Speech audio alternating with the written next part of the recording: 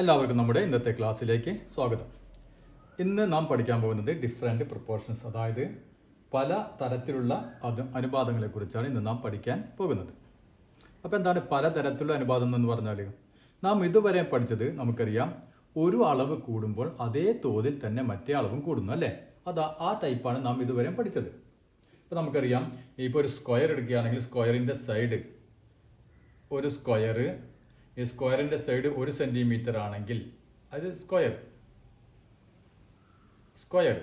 സ്ക്വയറിൻ്റെ side 1 centimetre ആണ്. നമുക്കറിയാം എൻ്റെ പെരിമീറ്റർ ചുറ്റളവ് എത്ര വരും? 4 × 1 അല്ലേ? അതായത് 4 സെൻറ്റിമീറ്റർ അല്ലേ ഇതിൻ്റെ പെരിമീറ്റർ ചുറ്റളവ്. ഇനി ഇത് 2 സെൻറ്റിമീറ്റർ ആയാലോ നമുക്കറിയാം 4 × 2 അതായത് 8 സെൻറ്റിമീറ്റർ. ഇനി 3 സെൻറ്റിമീറ്റർ ആണെങ്കിലോ 4 × 3 അല്ലേ അതായത് 3 × 12 സെൻറ്റിമീറ്റർ. അപ്പോൾ ഈ ടൈപ്പാണ് നമ്മൾ പഠിച്ചത്. അതായത് നമുക്കറിയാം, ഇവിടെ നോക്കിയാൽ സൈഡ് 1 സെൻറ്റിമീറ്റർ ആയപ്പോൾ പെരിമീറ്റർ 4 ആയി. 2 സെൻറ്റിമീറ്റർ അപ്പോൾ അതായത് ഇതിൻ്റെ ഇരട്ടിയായപ്പോൾ പെരിമീറ്ററും ഇരട്ടിയായി അല്ലേ? ഇത് സൈഡിൻ്റെ നീളം 3 ഇരട്ടിയായപ്പോൾ 1 3 ആയപ്പോൾ എത്രയായി? 4 എന്നുള്ളത് 12 ആയി അല്ലേ? അതായത് അതേ 3 ഇരട്ടി തന്നെ പെരിമീറ്റർ ആയി. ഇനി അതേ രൂപത്തിൽ തന്നെ ഇപ്പോൾ ഒരു സർക്കിൾ എടുക്കുകയാണെങ്കിൽ അതിൻ്റെ ഇപ്പോൾ റേഡിയസ് ആരം ഇപ്പോൾ 1 സെൻറ്റിമീറ്റർ ആണെന്ന് വിചാരിക്കാം. ആരം 1 സെൻറ്റിമീറ്റർ ആണെങ്കിൽ അതിൻ്റെ പെരിമീറ്റർ നമുക്കറിയാം എന്താണ്? ഒരു സർക്കിളിൻ്റെ പെരിമീറ്റർ കാണാനുള്ള ഇക്വേഷൻ നമുക്കറിയാലോ, 2πr അല്ലേ? അതായത് എന്ത് വരും? 2π × r 1 അതായത് 2π തന്നെ. ഇനി ഇത് 2 സെൻറ്റിമീറ്റർ ആവുകയാണെങ്കിലോ നമുക്കറിയാം 2π × 2 അല്ലേ? ഇവിടെ ആറിന് പകരം നമ്മൾ 2 കൊടുത്തു, അപ്പോൾ 4π. ഇനി 3 സെൻറ്റിമീറ്റർ ആണെങ്കിലോ, റേഡിയസ് 3 ആണെങ്കിൽ 2π × റേഡിയസ് 3 = 6π അല്ലേ? അപ്പോൾ ഇതാണ് നമ്മുടെ പെരിമീറ്റർ ചുറ്റളവ്. നോക്കിയാൽ 1 സെൻറ്റിമീറ്റർ ആയപ്പോൾ നമുക്ക് എന്ത് കിട്ടി? 2π. 2 സെൻറ്റിമീറ്റർ ആയപ്പോൾ 4π. 3 സെൻറ്റിമീറ്റർ ആയപ്പോൾ 6π അല്ലേ? അതായത് ഈ റേഡിയസ് 1 ൽ നിന്ന് 2 ആയപ്പോൾ, അതായത് ഇരട്ടിയായപ്പോൾ 2π എന്നുള്ളത് അതും ഇരട്ടിയായി അല്ലേ? ഇവിടെ 3 ഇരട്ടിയായപ്പോൾ അത് 2 എന്നുള്ളത് 2π എന്നുള്ളത് 6π ആയി അല്ലേ? അപ്പോൾ ഈ ടൈപ്പാണ് നമ്മൾ പഠിച്ചത്. ഇനി ഇവിടെ നോക്കിയേ, ഇവിടെ ഒരു സർക്കിൾ അല്ലേ? ഈ സർക്കിളിൻ്റെ റേഡിയസ് ആദ്യത്തെ റേഡിയസ് നമുക്കൊരു 1 സെൻറ്റിമീറ്റർ ആണെന്ന് വിചാരിക്കാം. ഈ സർക്കിളിൻ്റെ റേഡിയസ് 1 സെൻറ്റിമീറ്റർ ആണ്. അങ്ങനെയാണെങ്കിൽ ഇതിൻ്റെ ഏരിയ, അതായത് പരപ്പളവ് എത്ര വരും? ഏരിയയാണ്, പരപ്പളവാണ്. അതുകൊണ്ട് എന്താണ് നമുക്ക് ഇക്വേഷൻ അറിയാലോ, πr² അല്ലേ? πr² ആണ്. അതായത് π × റേഡിയസ് 1² അതായത് π തന്നെ അല്ലേ? π തന്നെ. ഇനി ഇത് 2 സെൻറ്റിമീറ്റർ ആയാലോ ഏരിയ എന്ത് വരും? π × 2² അല്ലേ? അതായത് 2ൻ്റെ സ്ക്വയർ 4, അപ്പോൾ 4π. ഇനി 3 സെൻറ്റിമീറ്റർ ആണെങ്കിലോ π × 3² അല്ലേ? അതായത് 9π. അപ്പം ഇതാണ് റേഡിയസും ഏരിയയും. നമ്മളിവിടെ പറഞ്ഞ റേഡിയസും പെരിമീറ്ററാണ് അല്ലേ? ഇത് രണ്ടും പ്രൊപ്പോർഷണൽ ആണോ? ഒന്ന് നോക്കിയേ, ഇവിടെ നോക്കിയാൽ റേഡിയസ് 1 സെൻറ്റിമീറ്റർ ആയപ്പോൾ ഏരിയ π കിട്ടി നമുക്ക് അല്ലേ? ഇനി റേഡിയസ് 2 ആയപ്പോൾ ഏരിയ 4π കിട്ടി. അപ്പോൾ ഇവിടെ നോക്കിയേ, ഇവിടെ 1 എന്നുള്ളത് 2 ആയി, ഇരട്ടിയായപ്പോൾ π എന്നുള്ളത് എത്ര ആവണം? ശരിക്കും ഇരട്ടിയാവണം അല്ലേ? എന്നാലേ നമുക്കത് ആനുപാതികമാണെന്ന് പറയാൻ പറ്റുള്ളൂ. ഇവിടെ എന്താണ്? π എന്നുള്ളത് 4π അപ്പോൾ ഇവിടെ ഇരട്ടിയല്ല ഇത്. ഇനി നോക്കിയാൽ 1 എന്നുള്ളത് 3 ആയപ്പോൾ, അതായത് 3 ഇരട്ടിയായപ്പോൾ ഇവിടെ എന്ത് സംഭവിച്ചു? π എന്നുള്ളത് 3π ആവേണ്ടത് എങ്ങനെയാണെങ്കിൽ പ്രപ്പോർഷണൽ ആണെങ്കിൽ. പക്ഷേ ഇതെന്താ? π എന്നുള്ളത് 9π, അതായത് 9 ഇരട്ടിയായി. അപ്പോൾ നമുക്ക് എന്ത് പറയാം? അതായത് ഏരിയ റേഡിയസിന് ആനുപാതികമല്ല. അതായത് റേഡിയസ് വർദ്ധിക്കുന്ന അതേ രൂപത്തിലല്ല ഏരിയയും വർദ്ധിക്കുന്നത് അല്ലേ? അത് നമുക്ക് മനസ്സിലായി. ഇനി നമുക്കിവിടെ റേഡിയസിൻ്റെ സ്ക്വയർ ഒന്ന് എടുത്ത് നോക്കിയേ. ഇത് നമ്മൾ റേഡിയസ് ആയിട്ടാണ് നമ്മൾ കമ്പയർ ചെയ്തത് അല്ലേ? ഇനി റേഡിയസിൻ്റെ സ്ക്വയർ, അതായത് r². ഇവിടെ ഞാൻ ഇതിൻ്റെ r² എഴുതാൻ പോകുന്നു. അപ്പോൾ 1 സെൻറ്റിമീറ്ററിൻ്റെ അതിൻ്റെ സ്ക്വയർ എന്ത് വരും? 1, അതായത് r². 2ൻ്റെത് 4 അല്ലേ? 3ൻ്റെ സ്ക്വയർ 9. ഇനി ഈ r² ഏരിയയും തമ്മിലൊന്ന് നോക്കിയേ.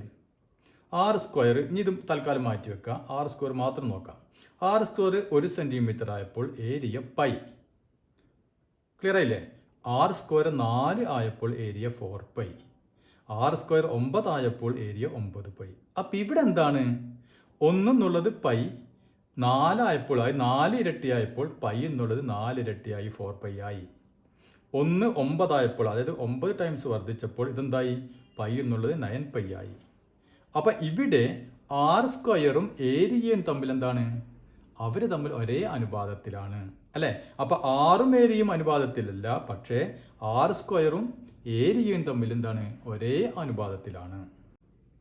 അപ്പോൾ ഇവിടെ നമ്മൾ ആറിൻ്റെ വാല്യൂ അല്ലേ, ആറിൽ നമ്മൾ ചെറിയൊരു വ്യത്യാസപ്പെടുത്തി. എന്തായത് ആറിൻ്റെ സ്ക്വയർ എടുത്തു, അങ്ങനെ എടുത്തപ്പോൾ നമുക്ക് മനസ്സിലായി ഏരിയയും ആർ സ്ക്വയറും ഒരേ അനുപാതത്തിലാണെന്ന് മനസ്സിലായി. ഇനി നമുക്ക് വേറൊരു ടൈപ്പ് നോക്കാം. ഇപ്പോൾ ഉദാഹരണത്തിന് ഇപ്പോൾ നമ്മൾ ഇപ്പോൾ സ്കൂളിൽ പോകണം അല്ലേ, സ്കൂളിൽ പോകുമ്പോൾ ഇപ്പോൾ സാധാരണ നമ്മളിപ്പോൾ നടന്നു പോകുന്ന കുട്ടികളുണ്ടാവും, അല്ലെങ്കിൽ സൈക്കിളിൽ പോകുന്ന കുട്ടികളുണ്ട്. അപ്പോൾ നമ്മൾ നടന്നു പോകുന്ന കുട്ടികളുടെ കാര്യം നമുക്ക് എടുക്കാം. ഇപ്പോൾ കുറച്ചധികം നടക്കാനെന്ന് വിചാരിക്കാം. അപ്പോൾ അവർക്ക് സ്കൂളിൽ നിന്ന് വീട്ടിൽ നിന്ന് സ്കൂളിലേക്ക് നടന്നെത്താൻ ഒരു 40 മിനിറ്റ് വേണമെന്ന് വിചാരിക്കുക. 40 മിനിറ്റ് ഓക്കെ. അപ്പോൾ അവരിപ്പോൾ നടക്കുന്നൊരു സ്പീഡ് അല്ല, ഒരു വർത്താനൊക്കെ പറഞ്ഞ് ഇങ്ങനെയൊക്കെ പറഞ്ഞ് ഇതൊക്കെ പറഞ്ഞല്ല നടക്കുക. അപ്പോൾ അങ്ങനെ നടക്കുമ്പോൾ ഇപ്പോൾ അവരുടെ സ്പീഡ് 1 ആണെന്ന് വിചാരിക്കുക. 1 ആ ഒരു സ്പീഡിലാണ് നടക്കുന്നത്. ആ നടക്കുമ്പോൾ അവർക്ക് 40 മിനിറ്റ് കൊണ്ടാണ് സ്കൂളിലെത്തുന്നത്. ഇനി അസംബ്ലിയുള്ള ദിവസമാണെന്ന് വിചാരിക്കുക. അസംബ്ലിയുള്ള ദിവസമാണെങ്കിൽ നമ്മൾ പറയും, കുട്ടികൾ പറയും അതെ ഇന്ന് HM പുറത്തൊക്കെ ഉണ്ടാവും വൈകി വരുന്ന കുട്ടികളെ പിടിക്കാൻ വേണ്ടിയിട്ടല്ലേ. അപ്പോൾ അതുകൊണ്ട് എന്താവും, ഒന്ന് സ്പീഡ് കൂട്ടി നടക്കും അല്ലേ. അപ്പോൾ അത് നമ്മൾ സ്പീഡ് ഒന്നും കൂടി കൂട്ടി, അതായത് ഇപ്പോൾ ഈ 1 എന്നുള്ള സ്പീഡ് എന്നുള്ള 2 ആക്കി, അതായത് സ്പീഡ് ഇരട്ടിയാക്കി. അപ്പോൾ എന്ത് സംഭവിക്കും, സ്കൂളിൽ എത്തുന്ന സമയത്തായി 40 മിനിറ്റ് വേണ്ട അവിടെ എത്താനല്ലേ. അപ്പോൾ സ്പീഡ് ഇരട്ടിയായപ്പോൾ 20 മിനിറ്റ് കൊണ്ട് എത്തും അല്ലേ, ഇരട്ടി സ്പീഡാക്കി. അപ്പോൾ ഇവിടെ 20 മിനിറ്റ് കൊണ്ട് സ്കൂളിലെത്തും. ഇനി നമ്മൾ സ്കൂളിൽ പോകാൻ വേണ്ടിയായിട്ട് ബസ് കാത്തുനിന്ന് അന്നത്തെ ദിവസം ബസ്സിന് പോകാമെന്ന് വിചാരിച്ച് ബസ് നോക്കുമ്പോൾ ആ സമയത്ത് ബസ്സൊന്നുമില്ല. അപ്പോൾ എന്തായി, അപ്പോൾ ആകെ തിക്കും തിരക്കായി. ഇപ്പോൾ പെട്ടെന്ന് നടന്നു, വളരെ സ്പീഡിൽ നടന്നു. അതായത് ആ സ്പീഡ് നമുക്കിപ്പോൾ ഒരു 4 എണ്ണിയായിരിക്കാം. അന്ന് നടന്നതിനും വിട്ടുങ്ങായിട്ട് ഭയങ്കര സ്പീഡിൽ നടക്കണവർ. അങ്ങനെ നടന്നപ്പോൾ അതായത് ഇതിൻ്റെ ഇരട്ടിയാക്കി സ്പീഡ്. അപ്പോൾ അങ്ങനെ ആകുമ്പോൾ എന്ത് വരും, 20 മിനിറ്റ് വേണം അവർ സ്കൂളിലെത്താൻ, വേണ്ട ഇതിൻ്റെ പകുതി സമയം മതി അല്ലേ. അതായത് അവരെന്താവും 10 മിനിറ്റ് കൊണ്ട് സ്കൂളിലെത്തും, ശരിയല്ലേ. അപ്പോൾ ആദ്യം ഒരു സ്പീഡിൽ നടന്നപ്പോൾ 40 മിനിറ്റ് കൊണ്ടെത്തി. അപ്പോൾ സ്പീഡ് ഇരട്ടിയായപ്പോൾ അവർക്ക് 20 മിനിറ്റ് കൊണ്ടെത്തി. വീണ്ടും സ്പീഡ് ഇരട്ടിയാക്കിയപ്പോൾ അവർക്ക് വെറും 10 മിനിറ്റ് കൊണ്ട് അവർ സ്കൂളിൽ എത്താൻ പറ്റി. ഇവിടെ നോക്കിയേ, ഈ സ്പീഡും ഈ സമയവും അത് പ്രൊപ്പോർഷൻ ആണോ, അതായത് സ്പീഡ് വർദ്ധിച്ചു അല്ലേ. രണ്ടാമത്തെ ദിവസം നോക്കിയാൽ സ്പീഡ് 1 എന്നുള്ള 2 ആക്കിയ ഇരട്ടിയായപ്പോൾ ഇവിടെ ടൈം എന്തായി, ടൈം ഇരട്ടിയാവുകയല്ല ചെയ്തത്, ടൈം ഇതിൻ്റെ പകുതിയായി അല്ലേ. 40 മിനിറ്റ് എന്നുള്ള എന്തായി 20 മിനിറ്റായി, പകുതിയായി. അപ്പോൾ ഇവിടെ ഇരട്ടിയായപ്പോൾ ഇവിടെ പകുതിയായി. ഇവിടെ 4 ഇരട്ടിയായപ്പോഴോ, ഇപ്പോൾ 1ൻ്റെ 4 ഇരട്ടിയായി സ്പീഡ് അല്ലേ. അപ്പോൾ ഇവിടെ എന്ത് വന്നു, 40ൻ്റെ 4/1 അതായത് വെറും 10 മിനിറ്റായി. അപ്പോൾ അവർ തമ്മിലൊരു ബന്ധമുണ്ട്. പക്ഷെ എന്താണ്, ഇത് കൂടുന്നതിനനുസരിച്ച് കൂടുകയല്ല ചെയ്യുന്നത്, ഇത് എങ്ങനെയാണോ കൂടുന്നത് അതിനനുസരിച്ച് കുറയുകയാണ് ചെയ്യുന്നത് അല്ലേ. അപ്പം ഇതിനെ നാം പറയും വിപരീത അനുപാതം, അതായത് ഇൻവേഴ്സ് പ്രൊപ്പോർഷൻ. അതായത് ഇൻവേഴ്സ് പ്രൊപ്പോർഷൻ, വിപരീത അനുപാതം.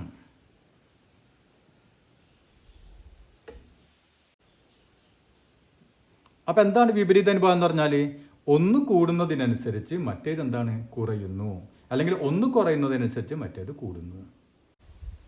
അപ്പം നമ്മൾ മുമ്പ് ചെയ്യാറുള്ള പോലെ ഈ സ്പീഡിനനുസരിച്ച് ടൈം വ്യത്യാസപ്പെടുന്നുണ്ട് അല്ലേ. അപ്പോൾ നമുക്ക് ഈ മാറിക്കൊണ്ടിരിക്കുന്നതിന് നമുക്ക് y എന്ന് കൊടുക്കാം, ഇതിന് നമുക്ക് x എന്ന് കൊടുക്കാം. അങ്ങനെയാണെങ്കിൽ നോക്കിയേ, ഈ എക്സും വൈയും അതായത് സ്പീഡും ടൈം ഒന്ന് ഗുണിച്ച് നോക്കിയാൽ എക്സും വൈയും, x × y, എക്സും വൈയും ഗുണിക്കുമ്പോൾ നമുക്ക് എന്ത് കിട്ടും, 1 × 40 40 അല്ലേ, 2 × 20 40, 4 × 10 40 അല്ലേ. അപ്പോൾ ഇവ തമ്മിൽ ഗുണിക്കുമ്പോൾ എപ്പോഴും നമുക്ക് എന്താണ് കിട്ടുക, 40 40 40. ഈ കേസിൽ 40 40 40 തന്നെയാണ് കിട്ടുക അല്ലേ. അതായത് എക്സും വൈയും തമ്മിൽ ഗുണിക്കുമ്പോൾ എപ്പോഴും എന്താണ് ഒരു കോൺസ്റ്റൻ്റ് ആണ് കിട്ടുന്നത്, ഏതിൽ ഇൻവേഴ്സ്ലി പ്രൊപ്പോർഷൻ ആണെങ്കിൽ. അപ്പോൾ ഇതിനെ ഈ x × y ആണ് നാം എന്ത് പറയുക, നാം മുമ്പ് പറഞ്ഞല്ലോ പ്രൊപ്പോർഷണാലിറ്റി കോൺസ്റ്റൻറ്റ്. അപ്പോൾ വിപരീത അനുപാതമാണെങ്കിൽ, ഇൻവേഴ്സ് പ്രൊപ്പോർഷൻ ആണെങ്കിൽ അതിൻ്റെ ഈ k എന്ന് പറയുന്നത് എന്താണ്, proportionality constant k = x × y. അതെപ്പോഴും എന്തായിരിക്കും, ഒരു കോൺസ്റ്റൻ്റ് ആയിരിക്കും. മനസ്സിലായില്ലേ, അതിന് മാറ്റം ഉണ്ടാവില്ല.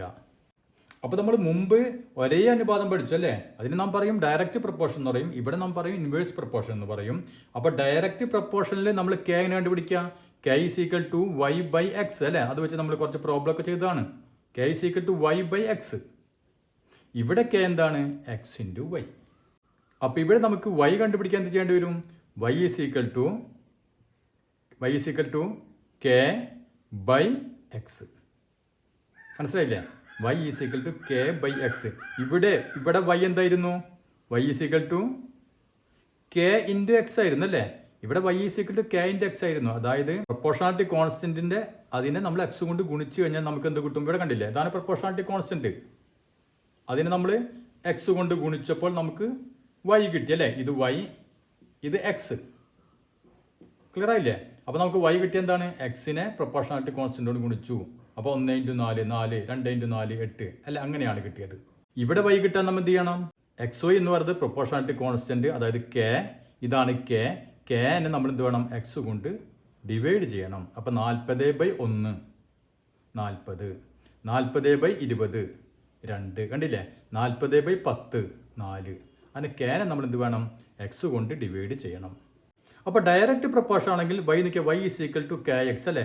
ഇത് കൂടുമ്പോൾ ഇത് കൂടുന്നു, ഇത് കുറയുമ്പോൾ ഇത് കുറയുന്നു. ഇവിടെ നോക്കിയാൽ y is equal to k by x. അപ്പോൾ ഇവിടെ നിന്ന് പെട്ടെന്ന് തന്നെ കണ്ടുപിടിക്കാൻ പറ്റും. നോക്കിയാൽ കെ ബൈ എക്സ് അല്ലേ? അപ്പോൾ ഇതിന് എക്സിൻ്റെ വ്യുൽക്രമമാണ്, അതായത് റെസിപ്രോക്കലാണ്. അപ്പോൾ നമുക്ക് പെട്ടെന്ന് എങ്ങനെ അറിയാം? വൈ മുകളിലാണ് എടുക്കുന്നത് അല്ലേ? കെ എന്ന് പറയുന്നത് കെ ഇവിടെ ഡിനോമിനേറ്റർ ആയിട്ടാണ് എടുക്കുന്നത്, ഛേദമായിട്ടാണ് എടുക്കുന്നത്. അപ്പോൾ 1 അടിയിലും 1 മുകളിലും. അപ്പോൾ അത് കാണുമ്പോൾ തന്നെ നമുക്കറിയാം എക്സിൻ്റെ വാല്യൂ കുറയുമ്പോൾ വൈ കൂടും. കണ്ട, 1 അടിയിൽ 1 മുകളിലല്ലേ? അപ്പോൾ എക്സ് കുറഞ്ഞാൽ വൈ കൂടും, എക്സ് കൂടിയാൽ വൈ കുറയും. ഇതുപോലല്ല, ഇത് ഒരെണ്ണം കൂടിയാൽ മറ്റൊന്നും കൂടും. ഇവിടെ എക്സ് കൂടിക്കഴിഞ്ഞാൽ വൈ കുറയും, എക്സ് കുറഞ്ഞു കഴിഞ്ഞാൽ വൈ കൂടും. അപ്പോൾ ഈ രണ്ട് കേസുകൾ ഒരിക്കലും തെറ്റാൻ പാടില്ല. ഇവിടെ k is equal to y by x ആണ്, ഇവിടെ k is equal to x into y. ഇവിടെ വൈ എന്ന് പറഞ്ഞാൽ എങ്ങനെ ഇട്ടാൽ നമുക്ക് കെ ഇൻറ്റു എക്സ് അല്ലെ? ക്രോസ് ചെയ്യുമ്പോൾ കെ ഇൻറ്റു എക്സ്. ഇവിടെ നമുക്ക് വൈ കിട്ടണമെങ്കിൽ കെ ബൈ എക്സ്. അപ്പോൾ ഇത്രയും ക്ലിയർ ആയില്ലേ? ഇനി നമുക്ക് ഇതിൽ ടെക്സ്റ്റ് ബുക്കിലെ പേജ് നമ്പർ 232 കുറച്ച് ചോദ്യങ്ങളുണ്ട്, അതൊന്ന് നമുക്ക് ചെയ്തു നോക്കാം. അപ്പോൾ എന്താണ് നമ്മുടെ ഒന്നാമത്തെ ചോദ്യം? Prove that the areas of equilateral triangles change proportionally with respect to the squares of the lengths of the side. What is the proportionality constant? എന്താണ് പറഞ്ഞിട്ടുള്ളത്? അതായത് prove that the areas of a equilateral triangle, അതായത് സമഭുജ ത്രികോണങ്ങളുടെ ഏരിയകൾ, അതായത് പരപ്പളവുകൾ, change proportionally with respect to the squares of the lengths of the sides, അതായത് അതിൻ്റെ വശങ്ങളുടെ വർഗത്തിന് ആനുപാതികമായിട്ടാണ് എന്ന് നമ്മൾ പ്രൂവ് ചെയ്യണം. മനസ്സിലായില്ല? അതായത് സമഭുജ ത്രികോണങ്ങളുടെ ഏരിയ എന്തിന് ആനുപാതികമായിട്ടായിരിക്കും? അതിൻ്റെ വശങ്ങളുടെ സ്ക്വയറിന്, വർഗത്തിന് ആനുപാതികമായിട്ടായിരിക്കും എന്നാണ് നമ്മൾ പ്രൂവ് ചെയ്യേണ്ടത്. അപ്പോൾ ഇവിടെ സമഭുജ ത്രികോണത്തിൻ്റെ കാര്യമാണ് പറയുന്നത് അല്ലേ? അപ്പോൾ നമുക്ക് ഒരു സമഭുജ ത്രികോണം, ഇതിൻ്റെ 3 വശങ്ങൾ എന്താണ്? ഈക്വൽ ആയിരിക്കും. അപ്പോൾ ഒരു വശം എ സെൻറ്റിമീറ്റർ ആണെങ്കിൽ 3 വശം എന്തായിരിക്കും? എ സെൻറ്റിമീറ്റർ വെച്ചായിരിക്കും അല്ലേ? ഇനി ഇതിൻ്റെ നമുക്ക് സൈഡ്, ഒരു വശത്തിൻ്റെ നീളം നമുക്ക് 1 സെൻറ്റിമീറ്റർ ആണെന്ന് വിചാരിക്കാം. എ 1 സെൻറ്റിമീറ്റർ ആണ്. ഇവിടെ എന്താണ് ചോദിച്ചിട്ടുള്ളത് നോക്കിയേ? എന്തിനു ആനുപാതികമായിട്ടാണെന്നാണ് പ്രൂവ് ചെയ്യേണ്ടത്? അതിൻ്റെ വശങ്ങളുടെ നീളത്തിൻ്റെ സ്ക്വയറുകൾക്ക് അല്ലേ? അപ്പോൾ 1 സെൻറ്റിമീറ്റർ ആണ് വശമെങ്കിൽ അതിൻ്റെ വർഗം, അതിൻ്റെ സ്ക്വയർ എത്ര വരും? A square. എ സ്ക്വയറിന് എത്ര വരും? 1ൻ്റെ സ്ക്വയർ 1 തന്നെ. ഇനി അങ്ങനെയാണെങ്കിൽ ഇതിൻ്റെ ഏരിയ എന്ത് വരും? ഈ ത്രികോണത്തിൻ്റെ, സമഭുജ ത്രികോണത്തിൻ്റെ ഏരിയ, അതായത് ഏരിയ എന്താണ്? √3/4 എ സ്ക്വയർ അല്ലേ? ഇക്വേഷൻ നമുക്കറിയാം, √3/4 എ സ്ക്വയർ ആണ്. അതായത് √3/4 ഇൻറ്റു എ സ്ക്വയർ 1 അല്ലേ? 1. ഒരു വശത്തിൻ്റെ നീളം 2 സെൻറ്റിമീറ്റർ ആണെന്ന് വിചാരിക്കാം. 2 സെൻറ്റിമീറ്റർ ആണെങ്കിൽ എ സ്ക്വയർ എന്ന് പറഞ്ഞാൽ 2ൻ്റെ സ്ക്വയർ 4 അല്ലേ? അപ്പോൾ ഏരിയ എത്ര വരും? √3/4 എ സ്ക്വയർ. എ സ്ക്വയർ നമുക്കറിയാം 4 അല്ലേ? അപ്പോൾ ഇൻറ്റു 4. ഇനി 3 സെൻറ്റിമീറ്റർ ആണെങ്കിലോ? എ സ്ക്വയർ എന്ന് പറഞ്ഞാൽ 9. അപ്പോൾ ഏരിയ എത്ര വരും?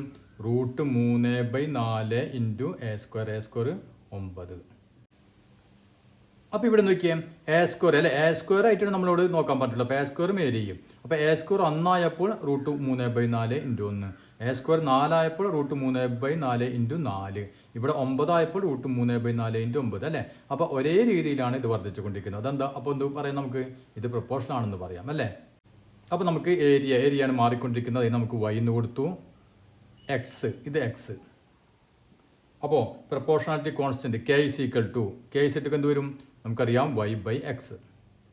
അപ്പോൾ y എന്ന് പറയുന്നതാണ് ഏരിയ അല്ലേ. ഇവിടെ നമുക്ക് കിട്ടിയ എത്ര കിട്ടി? √3/4 × 1, അതായത് √3/4. അപ്പോൾ √3/4 x അല്ലേ, അതായത് ബൈ ഇവിടെ എത്ര വരും? എക്സ് 1, അതായത് 1, അതായത് √3/4 തന്നെ അല്ലേ. ഇനി നമുക്ക് അടുത്ത് എടുക്കുകയാണെങ്കിൽ എന്ത് വരും നോക്കിയേ. ഇപ്പോൾ √3/4 × 4 അല്ലേ, ഇതാണ് y, എക്സ് ഏതാണ്? 4 അല്ലേ. അപ്പോൾ നമുക്ക് y/x എന്ന് പറഞ്ഞാൽ √3/4 × 4/4 അല്ലേ. അപ്പോൾ ഈ 4 എവിടെ പോകും? അടിയിൽ പോകും. അപ്പോൾ എന്ത് സംഭവിച്ചു? ഈ 4 ക്യാൻസൽ ചെയ്ത് പോയി. ബാക്കി എന്ത് വന്നു? അപ്പോൾ നമുക്ക് √3/4. അപ്പോൾ ഇതാണ് ആനുപാതിക സ്ഥിരം അഥവാ പ്രൊപ്പോർഷണാലിറ്റി കോൺസ്റ്റന്റ്. അതല്ലെങ്കിൽ തന്നെ നമുക്ക് ഇതിൽ തന്നെ കണ്ടുപിടിക്കാൻ പറ്റല്ലേ. അപ്പോൾ ഇതൊക്കെ √3/4 × 1 √3/4 × 4 അല്ലേ. അപ്പോൾ ഇതിനെ എക്സിനെ നോക്കിയാൽ √3/4 കൊണ്ട് ഇങ്ങനെ ഗുണിച്ചുകൊണ്ടിരിക്കണം അല്ലേ. അപ്പോൾ ഇതിൽ നിന്ന് നമുക്ക് എളുപ്പത്തിൽ തന്നെ കണ്ടുപിടിക്കാനും പറ്റും. അതിനടുത്ത് എന്താണ് ചോദിച്ചിട്ടുള്ളത്? രണ്ടാമത്തേത്, are the areas of squares proportional to the squares of the lengths of sides? If so what is the proportionality constant? അതായത് ഇനി നമ്മളോട് ചോദിച്ചിട്ടുള്ള സ്ക്വയറുകൾ, അതായത് സമചതുരങ്ങളുടെ ഏരിയകൾ ഈ വശത്തിൻ്റെ വർഗത്തിന് ആനുപാതികമാണോ? മനസ്സിലായില്ലേ? ഇത് തന്നെ ചോദ്യം. അപ്പോൾ ത്രികോണം എന്നുള്ളത് എന്താ മാറി? ഇവിടെ സ്ക്വയർ ആയിട്ട് മാറി. അപ്പോൾ നമുക്ക് നോക്കാം. ഇവിടെ ഒരു സ്ക്വയർ വരച്ചു ഞാൻ. ഒരു സ്ക്വയർ, വശത്തിൻ്റെ നീളം A സെൻറ്റിമീറ്റർ അല്ലേ. അപ്പോൾ ഇതും A തന്നെ. ഇനി നമുക്കിവിടെ ചെയ്ത് അതേപോലെ തന്നെ ചെയ്യാം. ഇപ്പോൾ ഒരു വശത്തിൻ്റെ നീളം A, അത് നമുക്ക് ആദ്യം 1 സെൻറ്റിമീറ്റർ ആണെന്ന് വിചാരിക്കാം. 1 സെൻറ്റിമീറ്റർ കൊടുത്തു. ഇതിൻ്റെ വർഗത്തിനാണ് അല്ലേ, വർഗത്തിന്. അപ്പോൾ എയുടെ വർഗം, എയുടെ സ്ക്വയർ. അപ്പോൾ നമുക്ക് A² എഴുതേണ്ടി വരും. A² എത്ര വരും? 1 സെൻറ്റിമീറ്റർ ആണെങ്കിൽ എയുടെ സ്ക്വയർ 1 തന്നെ. അങ്ങനെയാണെങ്കിൽ അതിൻ്റെ ഏരിയ എത്ര വരും? നമുക്കറിയാം ഏരിയ എന്ന് പറഞ്ഞാൽ എന്താണ്? അതായത് ഇവിടെ സ്ക്വയർ ആയതുകൊണ്ട് എന്താണ്? A × A² ആണ് അല്ലേ. അപ്പോൾ ഏരിയ എന്ന് പറയുന്നത് A² ആണ്. അപ്പോൾ 1ൻ്റെ സ്ക്വയർ 1 തന്നെ അല്ലേ. ഇനി A 2 സെൻറ്റിമീറ്റർ ആണ്. അപ്പോൾ A² നമ്മളോട് കാണാൻ പറഞ്ഞിട്ടുണ്ട്. അപ്പോൾ A² 4. ഇനി ഏരിയ എന്ത് വരും? ഏരിയ എന്ന് പറഞ്ഞാൽ A² തന്നെയാണ് അല്ലേ, അതായത് 4. ഇനി 3 സെൻറ്റിമീറ്റർ ആണെങ്കിലോ A² എന്ന് പറഞ്ഞാൽ 9. ഏരിയ എന്താണ്? A² തന്നെ, അത് 9. ഇനി നോക്കിയാൽ ഈ സ്ക്വയറിൻ്റെ ഏരിയ ഇതിൻ്റെ സൈഡിൻ്റെ വർഗത്തിന് ആനുപാതികമാണോ അല്ലേ. അപ്പോൾ ഇവിടെ നമുക്ക് ഇതിന് ഏരിയക്ക് നമുക്ക് y എന്ന് കൊടുത്തു, ഇതിന് നമുക്ക് x എന്ന് കൊടുത്തു. ഇപ്പോൾ കണ്ടാൽ തന്നെ അറിയാം നമുക്കല്ലേ. ഇവിടെ 1 ആണെങ്കിൽ A² 1 ആണെങ്കിൽ ഏരിയ 1, A² 4 ആണെങ്കിൽ ഏരിയ 4, A² 9 ആണെങ്കിൽ ഏരിയ 9 അല്ലേ. അപ്പോൾ നമുക്കെന്ത് പറയാം? ഇതിന് പ്രൊപ്പോർഷൻ ആണ് അല്ലേ. Area of the squares are proportional to the squares of the lengths. കണ്ട, ഇതിന് എക്കല്ല പ്രൊപ്പോർഷണൽ, എക്ക് പ്രൊപ്പോർഷണൽ അല്ല, മറിച്ച് എന്താണ്? Squares of the length of sides. മനസ്സിലായി? ഇവിടെ അങ്ങനെ തന്നെയാണ്. ഇവിടെ നോക്കിയാൽ എക്ക് പ്രൊപ്പോർഷണൽ അല്ല. നമ്മൾ നേരത്തെ പറഞ്ഞില്ലേ, ക്ലാസ് എടുത്ത് പറഞ്ഞില്ലേ. അതേപോലെ ഇവിടെ എക്കല്ല പ്രൊപ്പോർഷണൽ, A² ആണ് ഇത് പ്രൊപ്പോർഷണലായിട്ട് വരുന്നത്, ആനുപാതികമായിട്ട് വരുന്നത്. അതായത് ഈ സമചതുരങ്ങളുടെ പരപ്പളവ് ഈ വശത്തിൻ്റെ വർഗത്തിന് ആനുപാതികമാണ്. ഇനി അങ്ങനെയാണെങ്കിൽ അതിൻ്റെ ആനുപാതിക സ്ഥിരം പ്രൊപ്പോർഷണാലിറ്റി കോൺസ്റ്റന്റ് എത്രയായിരിക്കും? നമുക്കറിയാം y/x അല്ലേ, 1/1. Proportionality constant 1/1. 1/1 = 1 അല്ലേ, അല്ലെങ്കിൽ 4/4. 4/4 1. 9/9 1 അല്ലേ. അപ്പോൾ ഇതാണ് ഇതിൻ്റെ പ്രൊപ്പോർഷണാലിറ്റി കോൺസ്റ്റന്റ്. അപ്പോൾ ഇനി നമുക്കിതിൽ ബാക്കിയുള്ള ചോദ്യങ്ങൾ അടുത്ത ക്ലാസ്സിൽ